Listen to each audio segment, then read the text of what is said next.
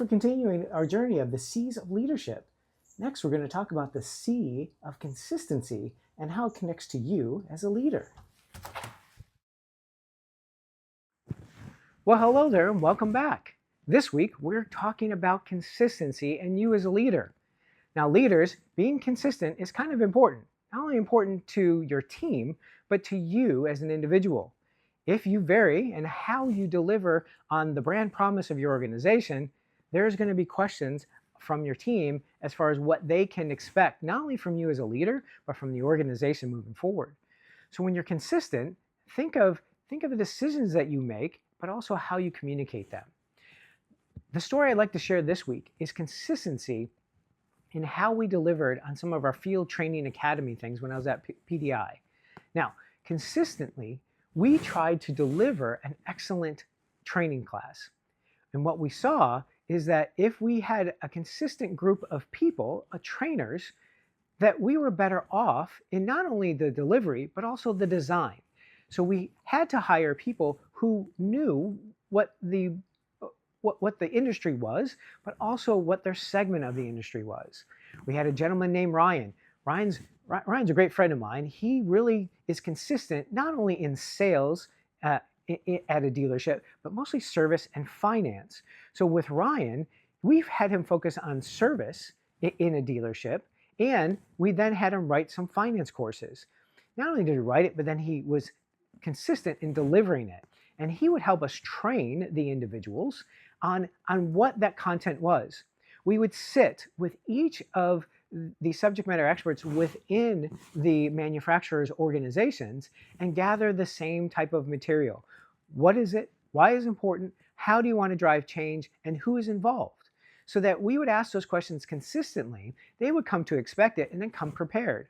Ryan then would take the material and deliver it in a PowerPoint or a Word document so we can create a visual and a tactical piece for the training. We also had Gil. Gil was very good at sales and finance. Gil understood what it took to sell a vehicle, so we put him on that training and he would ask those same questions. And when we met with the subject matter experts, Gil would take his notes and then come up with some creative way to deliver that to our trainers, but also to deliver that in the classroom. We had Teresa and Al and Linda, who all focused on very great topics within their own right. Teresa, it was service. She focused on making sure that when you went to a dealership, you would walk through the back of the dealership first and walk through the dealership so that she developed the relationships with the individuals and she was consistent. From a leadership perspective, it was my goal to make sure we listen to Teresa, to Al, to Linda, to Gil, to Ryan, because when we didn't listen to them, our classes fell flat. And what we saw was the participants also saw the impact to them. And so when we developed some of the content for the classes, if we didn't include those subject matter experts in it, we knew that the classes were going to need a little bit extra work and a little extra push. So what we did is that we also made some activities engaging so that we can make up for it and revise the classes a little bit later, because sometimes you don't have enough time to bring in those subject matter experts to transform that class. But we knew, and I had to make some of those decisions as a leader of who got what class to design, who got what class to deliver, and how do we make up the difference if we couldn't do both.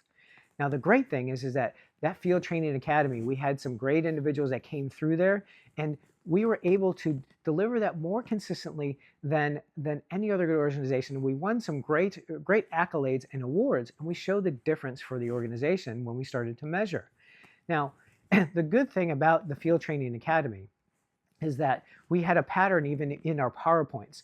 And one thing that I wanted to make sure was consistent was that when we delivered it the first time, there's probably more words on the slide. So each trainer, each facilitator can go through every line and understand it. But as they got more comfortable, the second one, we removed some other words and edited it. The third one, we got it down to a very manageable chunk on each slide. If the content changed from delivery to delivery, it would throw them off.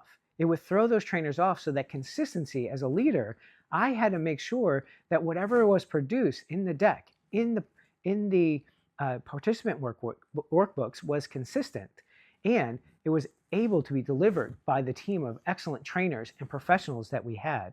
Now, how do we measure that? How do we measure and how do we connect was very important for me, because knowing how well training is doing really got to us when it came to winning those awards of consistency, but also excellence in delivering that. And so we measured each with a satisfaction survey. We would have events or activities that demonstrated the knowledge within the class so that we knew how well they were doing. A test is not always a measure of consistency within a class, but an activity can be. An activity and how they deliver it to where they integrate the aspects of the course shows that they were paying attention across the course and they were consistent in their understanding of it. If the participants ended up taking more breaks than we had planned, they lost the consistency within the course, and then we had to regroup. And as a leader for that, if I sat through the courses and started seeing some of that, we had to change the flow of the course so that they remained engaged. The great thing is that we had some great trainers that I mentioned earlier that were always there and always trying to find a way to re-engage each of those participants. So when we measured it, we not only measured it on the satisfaction and knowledge level, but then we started taking it to application. And we started seeing some return on investments for that organization to where they were showing that people were staying longer in their roles. Sales were up in both car sales and service sales.